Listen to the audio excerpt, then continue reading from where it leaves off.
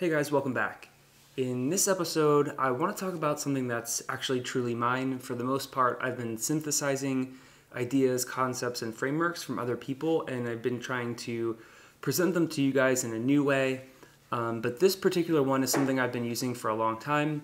I was thinking today about what to name it because it's something I use almost every day, and I'm going to name it the next five. So jumping right in, if you guys have heard of Ed Milet before, he's an amazing person in the podcasting space. I think his video or whatever he says is #1 right now, and I think it's for a good reason. He's super interesting. He just wrote a book recently called The Power of One More.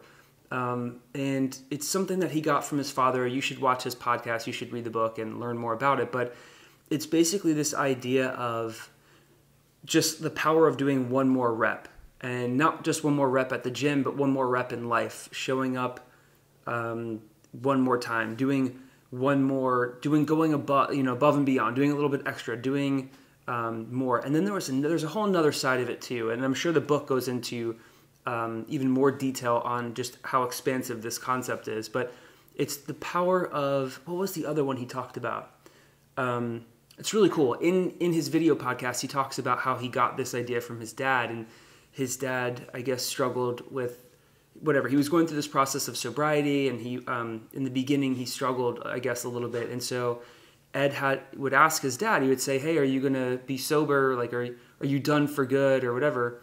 And his father would say, "I don't know about forever, but I'm going to do it for one more day. I'm going to do it one more day."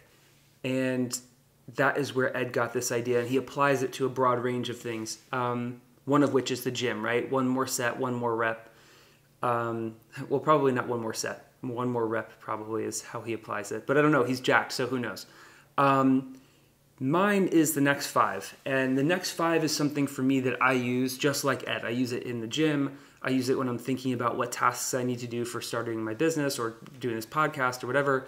And the next five framework for me, I'll liken it to the gym. So when I specifically do this a lot when I'm doing like sit-ups or something that's like there's a high count, so it's like maybe 50 or you do 100 of something.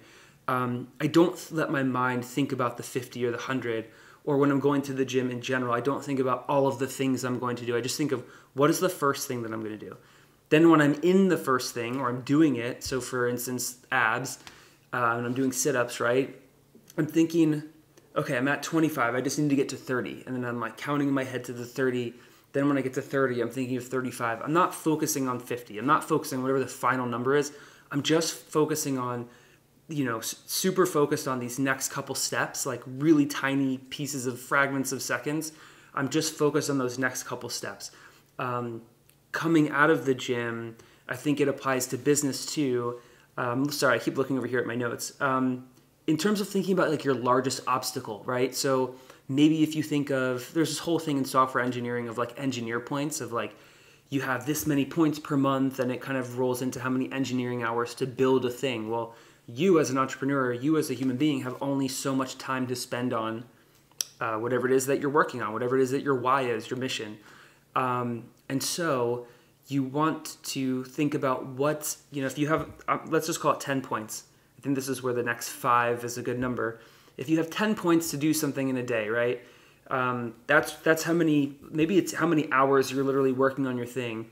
What is the thing that's like #1? What is the biggest stressor? What is the biggest task? What is the biggest bite that you can take out of your workload that would literally take it down in half? It would take those 10 hours, it would take those 10 energy points, and it would cut them right in half to 5.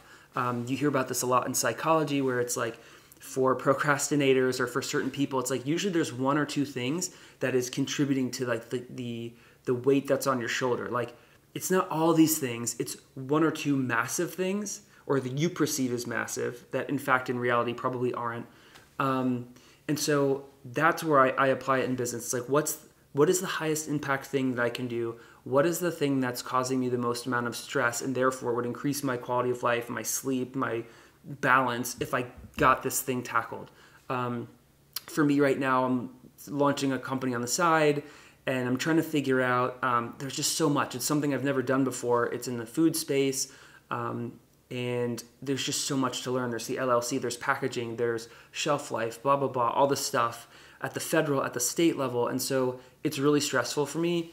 And I feel blocked on a lot of things, and that's not a good space to be. So luckily, I have a friend that I'm working with, a co-founder that I'm like trying to work this stuff out with, who's been helping me along. So by doing that, then I can focus on, okay, what's the next 5 and the next 5 and the next 5 smallest things.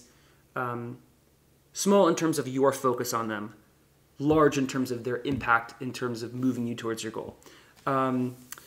For me personally, what I like to do is I like to stack this on top of Ed Milet's One More. So in the instance of going to the gym and doing sit-ups or whatever, you're doing, I'm at 25, then you get to 30, and you're like, okay, I just need to get to 35, then you just get to 45.